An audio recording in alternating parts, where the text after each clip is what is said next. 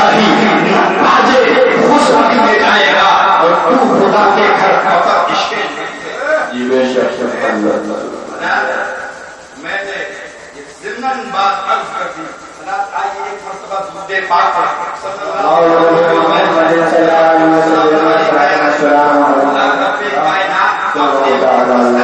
قرآن پاک میں ارشاد فرماتا ہے یا ایھا الذین آمنوا اتقوا اللہ. اے ایمان والو کیا فرمایا؟ اے ایمان والو اتقوا اللہ اللہ سے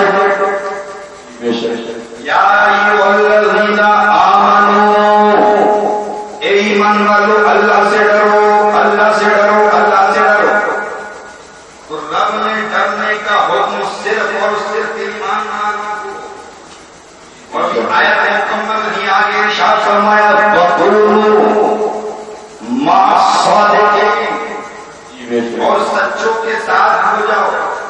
اللہ سے ڈرو اور سچوں کے ساتھ ہو جاؤ. میرے جیسا کامل اس آیت پر بھی بولے پوری رات گزر جائے گی بات پوری نہ ہو پائے گی. کیونکہ اللہ کا فضل و کرم میرے اعلیٰ حضرت کا زندہ فیض ہے. ہمارے جو ہے کرم فرما جنہوں نے خلافت مفتی انوار حق دھنکا والے جانتے ہیں نا الحمدللہ برسری ممبر ہی بیٹھے ہیں. شعیب رضا تم پر ڈائریکٹ اعلیٰ حضرت کا فیض آتا ہے. رب نے حکم دیا ایمان والوں کو ڈرنے کا اور سچوں کے ساتھ بھی رہنے کا حکم ایمان والوں کو ملا. اب وہی بے ایمان تو پتہ چلا کہ اللہ سے وہی ڈرے گا ایمان والا ڈرے گا اور ایمان والا وہی ہوگا جو سچوں کے ساتھ ہوگا. اب سمجھ لینا جو سچوں کے ساتھ ہے اللہ والوں کے ساتھ ہے ولی اللہ کے ساتھ ہے بغداد کے تاجدار کے پاس ہے ساتھ میں رہے حضرات خواجہ غریب نواز کی محبت کو لیے ہوئے ہیں ان کا ساتھ اپنا ہوئے ہیں اور ان بادشاہ کی محبت کو لیا ہوا ہے نظام الدین کو لیا ہوا ہے علاء الدین کو لیا ہوا ہے بہاء الدین کو لیا ہوا ہے رکن الدین کو لیا ہوا ہے فرید الدین کو لیا ہوا ہے رکن الدین کو لیا ہوا ہے شجاع الدین کو لیا ہوا ہے. بڑے نیچے امام احمد رضا کو لیا ہے وہی ایمان اور ان سب کے راستے سے دور ہے کوئی بے ایمان.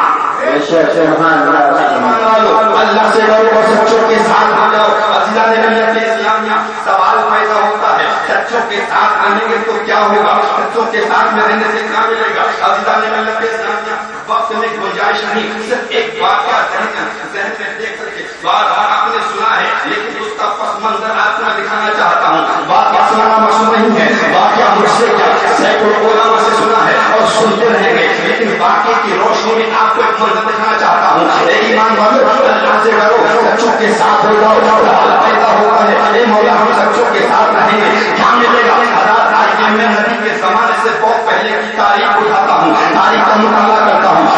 ہمارے نبی کی تاریخ زندگی سے ہمارے نبی کے دنیا میں تشریف لانے سے پہلے دوسرے نبی کی تاریخ کو اٹھا کر کے دیکھتے ہیں. دوسرے پیغمبر کی ہسٹری کا ہم مطالعہ کرتے ہیں. جب دوسرے پیغمبر کی ہسٹری کا مطالعہ کرتے ہیں تو ہمیں ایک ایسا واقعہ بھی ہماری نگاہوں کے سامنے آتا ہے جو ہے قوم بنی اسرائیل سے تعلق رکھتا ہے. قوم بنی اسرائیل میں ایک شخص ہے جو بڑا گناہگار ہے خطاکار ہے ایسا گناہگار خطاکار جس کے بارے میں ارشاد فرماتا ہے من قتل مؤمنا متعمدا فجزاؤه جہنم. جو انسان کسی جان بوجھ کر ایک مومن کو قتل کر دے اس کا ٹھکانہ جہنم ہے. اللہ بتانا یہ چاہتا ہوں ایسا ہی انسان ہے 99 انسانوں کو فوج بنا کر لش بنا کے کھا ڈھولا چکا ہے لیکن صاحب ایمان ہے ایمان والا ہے اللہ اس کے رسول پر ایمان لاتا ہے اور رب کا فرمان ہے اللہ سے ڈرو سچوں کے ساتھ ہو جاؤ. اللہ کا بندہ ہے ایمان والا ہے 99 کو بنا کے کھا ڈھولا چکا لیکن دل میں خوف الہی پیدا ہوا خشیت الہی پیدا ہوا. سوچا رب نے حکم دیا اللہ سے ڈرنے سے بندے کا اللہ سے ڈرو سچوں کے ساتھ ہو جاؤ. یہ آدھا میرے دل میں خوف خدا بندی پیدا ہوا. یہ بھی علماء مجھ سے سنا تھا کہ اگر بندہ مومن اگر کتنا بڑا بندہ اگر سچے دل سے توبۃ نصوحہ اگر للہیت کے ساتھ خلوص کے ساتھ محبت کے ساتھ سچے دل سے بارگاہ مولا میں توبہ کر لیتا ہے تو پروردگار بڑے بڑے گناہوں کو بخش دیتا ہے. میرے پیغمبر نے حدیث نقل فرمائی تھی صحابیوں نے پوچھا تھا یا رسول اللہ کتنا بھی بڑا گناہگار ہو آقا نے ارشاد فرمایا تھا ہاں میرے صحابیوں ایسا ہی گناہگار ہو اگر بندہ